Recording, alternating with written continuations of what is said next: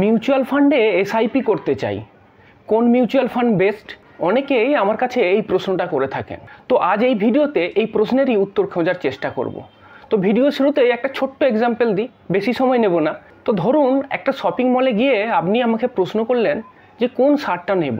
তো এই প্রশ্নের এক কথায় উত্তর দেওয়া সম্ভব না, কারণ আমাকে আগে জানতে হবে যে আপনি শার্টটা কেন কিনছেন।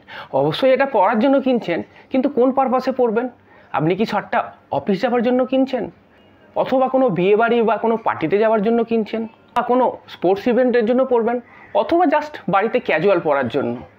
তো আপনি কোন শার্টটা কিনবেন সেটা কিন্তু কিছু ফ্যাক্টরের উপর ডিপেন্ড করছে। ঠিক তেমনিভাবে আপনার জন্য বেস্ট মিউচুয়াল ফান্ড কোনটা হবে সেটা তিনটে ফ্যাক্টরের উপর ডিপেন্ড করে। প্রথম যে ফ্যাক্টর সেটা হলো ইনভেস্টমেন্ট গোল, অর্থাৎ আপনি কেন মিউচুয়াল ফান্ডে ইনভেস্ট করছেন। ইনভেস্টমেন্ট গোল বিভিন্ন ধরনের হতে পারে, যেমন ধরুন আপনি একটা বাড়ি কিনতে চান, একটা গাড়ি কিনতে চান, আপনার সন্তানের হায়ার এডুকেশনের জন্য হতে পারে, হলিডেতে ফরেন ট্রিপ করতে পারেন, অথবা আপনার রিটায়ারমেন্ট গোল হতে পারে। আর একটা যে প্যারামিটার সেটা হলো টাইম হরাইজন, অর্থাৎ আপনার এই যে গোলটা, সেই গোলটা কত দিনের, শর্ট টার্মের নাকি মিডিয়াম টার্মের নাকি লং টার্মের।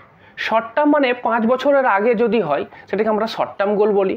5 থেকে 10 বছর পর্যন্ত যে সময়টা, এটাকে আমরা বলবো মিডিয়াম টার্ম। 10 বছরের বেশি হলে সেটাকে আমরা বলবো লং টার্ম গোল। আর আরেকটা খুব ইম্পর্ট্যান্ট প্যারামিটার্স আছে, সেটা হলো রিস্ক প্রোফাইল, অর্থাৎ আপনি কতটা ঝুঁকি নিতে পারবেন।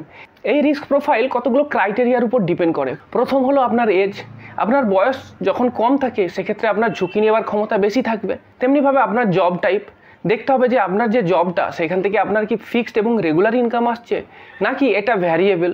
3 নম্বর যেটা, যে আপনি ফ্যামিলির সিঙ্গেল আর্নার নাকি আপনার পার্টনারও আর্নিং করে। তো তার উপরও ডিপেন্ড করবে যে আপনার ঝুঁকি নেবার ক্ষমতা কতটা হবে। এইবার আমরা একটা প্র্যাকটিক্যাল এক্সাম্পল নিয়ে দেখব যে কিভাবে বেস্ট মিউচুয়াল ফান্ড সিলেক্ট করতে হবে। ধরুন মিস্টার অমিত, তার 3টে মেজর গোল আছে। তার প্রথম যে গোল সেটা হলো 4 বছর পরে তিনি একটা বাড়ি কিনবেন, এবং সেই বাড়ির জন্য তাকে যে ডাউন পেমেন্টটা দিতে হবে তার জন্য তিনি সেভ করছেন এবং ইনভেস্ট করছেন। দ্বিতীয় যে গোল সেটা হলো তার চাইল্ডের হায়ার এডুকেশনের জন্য গোল, তার জন্য তার কাছে সময় আছে 8 বছর। এবং 3 নম্বর যে গোল সেটা হলো তার নিজের রিটায়ারমেন্ট গোল, তার জন্য আরও অনেকটা সময় বাকি আছে, সেটা হলো 20 বছর। তো প্রথম যে গোলটার কথা আমি বলছি, যে হাউস ডাউন পেমেন্ট গোল, তার জন্য 4 বছর সময় আছে। দেখুন এখানে সময়টা কিন্তু খুব কম, অর্থাৎ এটা হলো শর্ট টার্ম গোল। তো এক্ষেত্রে কিন্তু তাকে কোনো রিস্ক নিলে চলবে না, তাকে সম্পূর্ণভাবে ডেট ইনস্ট্রুমেন্টে কিন্তু ইনভেস্ট করতে হবে। দেখুন ডেট ইনস্ট্রুমেন্টের জন্য যে অপশানগুলো আছে তার মধ্যে ফিক্সড ডিপোজিট বা রিকারিং ডিপোজিট একটা ভালো অপশান হতে পারে। এবার যদি আপনি মিউচুয়াল ফান্ডের কথাই ভাবেন, তো মিউচুয়াল ফান্ডের ক্ষেত্রেও কিন্তু আপনাকে ডেট মিউচুয়াল ফান্ডের কথাই ভাবতে হবে। এইবার মিস্টার অমিতের রিস্ক প্রোফাইল যেমন হবে সেই হিসেব করে তিনি মিউচুয়াল ফান্ড সিলেক্ট করবেন। ধরুন মিস্টার অমিতের যদি লো রিস্ক হয় তাহলে সেক্ষেত্রে কিন্তু তিনি লিকুইড ফান্ড বা আলট্রা শর্ট ফান্ডের কথা ভাবতে পারেন।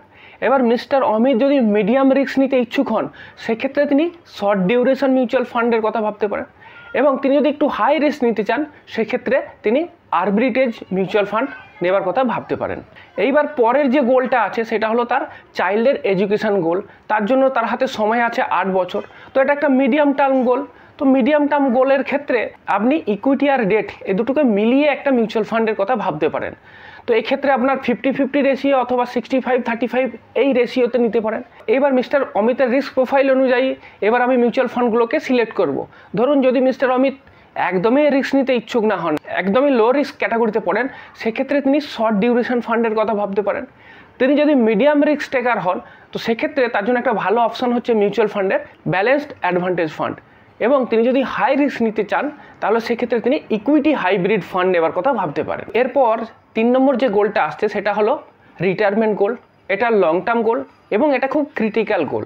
এক্ষেত্রে ফিনান্সিয়াল অ্যাডভাইসাররা ডেট এবং ইকুইটি এই দুটোতেই ইনভেস্ট করার কথা বলেন। এবং ডেট ইনস্ট্রুমেন্টের ক্ষেত্রে তার যে ইপিএফ আছে সেটার কথা ভাবতে পারেন, এবং তার সাথে সাথে পিপিএফ বা অন্যান্য ডেট ইনস্ট্রুমেন্টের কথা ভাবতে পারেন। তো এক্ষেত্রে রেকমেন্ডেশন হচ্ছে যে 30% আপনি ডেট ইনস্ট্রুমেন্টে ইনভেস্ট করলেন এবং 75% আপনি ইকুইটি মিউচুয়াল ফান্ডে ইনভেস্ট করতে পারেন। এবার এই যে ইকুইটি মিউচুয়াল ফান্ডের ইনভেস্টমেন্ট অপশানগুলো থাকছে তার মধ্যে তিনি কিভাবে অ্যাসেটটা অ্যালোকেশন করবেন। এক্ষেত্রে যে 70% তিনি ইকুইটি মিউচুয়াল ফান্ডে ইনভেস্ট করছেন এটাকে তিনি 3টে মিউচুয়াল ফান্ড ক্যাটাগরিতে ভাগ করে নিতে পারেন। একটা তিনি লার্জ ক্যাপ অথবা ইন্ডেক্স ফান্ড যে কোনো একটা ফান্ড নিলেন, এবং একটা তিনি ফ্লেক্সি ক্যাপ বা মাল্টি ক্যাপ ফান্ড নিতে পারেন, এবং আরেকটা তিনি চাইলে স্মল অথবা মিড ক্যাপ ফান্ডে ইনভেস্ট করতে পারেন। এক্ষেত্রেও তার রিস্ক প্রোফাইল অনুযায়ী তিনি মিউচুয়াল ফান্ড সিলেক্ট করতে পারেন। যদি তিনি একদমই ঝুঁকি নিতে না চান সেক্ষেত্রে তিনি লার্জ ক্যাপ বা ইন্ডেক্স ফান্ডের কথা ভাবতে পারেন। যদি একটু মিডিয়াম রিস্ক টেকার হন তো সেক্ষেত্রে মাল্টি ক্যাপ বা ফ্লেক্সি ক্যাপের কথা ভাবতে পারেন।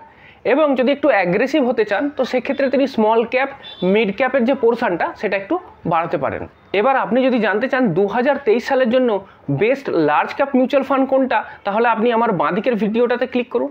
আর যদি আপনি জানতে চান যে 2023 সালের জন্য বেস্ট ফ্লেক্সি ক্যাপ ফান্ড কোনটা, তাহলে আমার ডান দিকের ভিডিওটাতে ক্লিক করুন।